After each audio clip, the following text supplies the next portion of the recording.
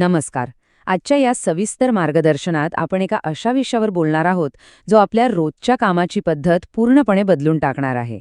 बघा, कागदी फाईल्सच्या ढिगाऱ्यातून अचानक डिजिटल सिस्टमकडे जाणं हे सुरुवातीला थोडं कठीण किंवा गोंधळात टाकणारं वाटू शकतं.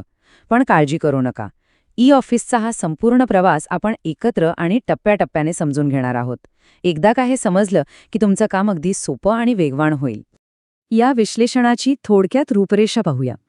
आपण सिस्टम ॲक्सेस आणि DSC, टपाल नोंदणी व फाईल, ग्रीन नोट आणि मसुदा, ई-स्वाक्षरी व आधार आणि शेवटी पत्र पाठवणे या क्रमाने जाणार आहोत. हा क्रम असाच का? कारण आपल्या टेबलावर येणाऱ्या प्रत्यक्ष फाईलचा प्रवासही असाच असतो, नाही का? चला तर मग सुरू करूया. आपला पहिला विभाग आहे सिस्टम ॲक्सेस आणि DSC. कोणतीही डिजिटल सिस्टीम वापरायची असेल तर पहिला अडथळा असतो तो म्हणजे सेटअपचा. आता हे कसं करायचं?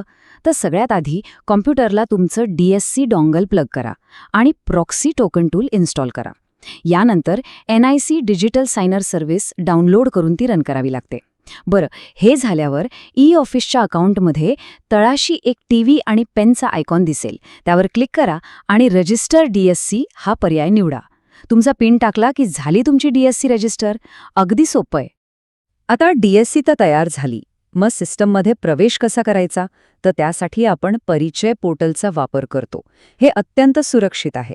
तुम्हाला फक्त तुमचा युजर ID आणि पासवर्ड टाकायचा आहे. नेक्स्टवर क्लिक केलं की तुमच्या नोंदणीकृत मोबाईलवर एक OTP येईल. तो टाकला की तुम्ही थेट ई-ऑफिसच्या होम पेजवर पोहोचता. आता आपण दुसऱ्या विभागाकडे वळूया, टपाल नोंदणी आणि फाईल. आता नवीन सिस्टम म्हटलं की एक स्वाभाविक प्रश्न पडतो. तो म्हणजे आपले महत्त्वाचे भौतिक कागदपत्र डिजिटल जगात आणताना ते हरवले तर नाहीत ना? ही भीती स्वाभाविक आहे, पण ई-ऑफिस प्रणालीने यावर असा काही उपाय शोधला आहे की तुमचा एकही कागद गहाळ होण्याची शक्यताच उरत नाही. तर होतं काय? सर्वात आधी त्या भौतिक पत्राची PDF स्कॅन कॉपी तयार करायची आणि ती ब्राउज अँड DRIs मॉड्यूलमध्ये अपलोड करायची. उजव्या बाजूला तुम्हाला त्या टपालाची डायरी डिटेल्स आणि पाठवणाऱ्याची माहिती म्हणजेच संपर्क तपशील भरायचे आहेत. हे सगळं भरून जनरेटवर क्लिक केलं की झालं. तुमचं टपाल आता इलेक्ट्रॉनिक प्रणालीत कायमस्वरूपी सुरक्षितपणे नोंदवलं गेलं. आता यातली सगळ्यात मनोरंजक गोष्ट कोणती माहितीये? आत्ताच नोंदणी केलेलं हे टपाल फाईलला जोडणं. पुट इन फाईल या पर्यायावर क्लिक करून तुम्ही हे प्राप्त झालेले टपाल आधीपासून असलेल्या फाईलला जोडू शकता. पण समजा त्या विषयाची फाईलच नसेल तर? काहीच प्रॉब्लेम नाही. तिथेच क्रिएट फाईलचा पर्याय असतो. एका क्लिकवर तुम्ही नवीन फाईल हेड तयार करू शकता. यानंतरचा तिसरा विभाग म्हणजे प्रशासकीय कामाचा गाभा, ग्रीन नोट आणि मसुदा. इथे एक गोष्ट खूप बारकाईने समजून घेणं गरजेचं आहे, ती म्हणजे ग्रीन नोट आणि येलो नोटमधला फरक. जेव्हा तुम्ही ग्रीन नोट तयार करता तेव्हा ती त्या फाईलचा कायमस्वरूपी रेकॉर्ड बनते. म्हणजे एकदा कन्फर्म केली की ती बदलता येत नाही. पण येलो नोटचं तसं नाहीये. ती एक तात्पुरती टिप्पणी असते. अंतिम करण्यापूर्वी तुम्ही ती एडिट करू शकता किंवा चक्क डिलीटही करू शकता. आणि हो, याच ठिकाणाहून तुम्ही संदर्भासाठी आधीचे पत्रव्यवहार किंवा इतर कागदपत्रही नोटिंगला सहज जोडू शकता. नोटिंग लिहून पूर्ण झाली की पुढची पायरी असते पत्राचा मसुदा म्हणजे ड्राफ्ट बनवणं. यासाठी फक्त क्रिएट न्यू ड्राफ्टवर क्लिक करा. इथे तुम्ही तुमचा मसुदा थेट टाईप करू शकता किंवा आधीच बनवलेला डॉक्युमेंट अपलोड करू शकता. त्यानंतर ज्यांना पत्र पाठवायचं आहे त्यांचे डिटेल्स भरून ड्राफ्ट सेव्ह करा. अगदी एखाद्या पाकिटावर पत्ता लिहिल्यासारखंच आहे हे. आपला चौथा विभाग आहे ई-स्वाक्षरी आणि आधार. आता तुम्ही बनवलेल्या मसुद्याला अधिकृत स्वरूप कसे द्यायचं? तर स्वाक्षरी करण्यासाठी दोन मुख्य मार्ग आहेत. पहिला म्हणजे मगाशी पाहिलेली DSC, ज्यासाठी तुमच्याकडे USB हार्डवेअर टोकन असणं गरजेचं आहे. आणि दुसरा पर्याय म्हणजे आधार OTP.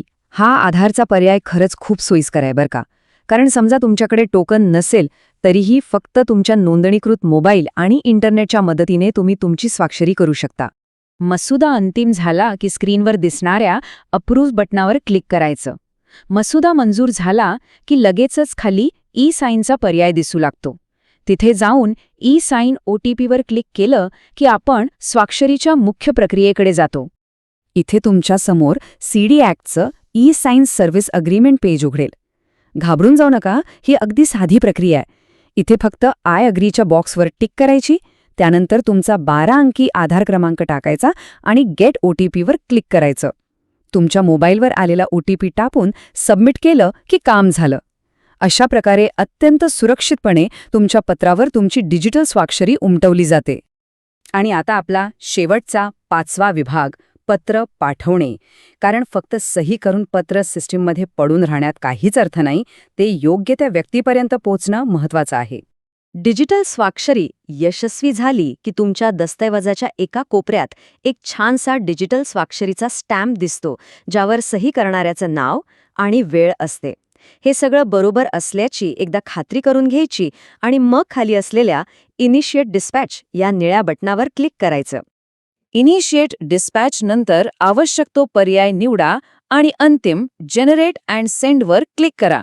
तुमचं पत्र रवाना झालं.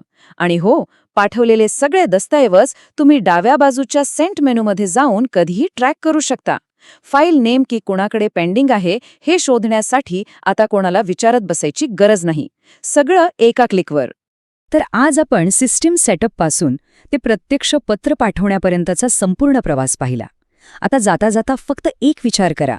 या डिजिटल कार्यप्रणालीत पारंगत झाल्यावर उद्यापासून तुमच्या विभागात किती वेळेची बचत होईल? फाईल्स शोधण्यात जाणारा वेळ, कपाटांनी व्यापलेली जागा आणि सर्वात महत्त्वाचं म्हणजे किती कागद वाचेल? या विश्लेषणातून मिळालेली माहिती तुमच्या रोजच्या प्रशासकीय कामकाजात नक्कीच एक मोठा आणि सकारात्मक बदल घडवून आणेल. धन्यवाद.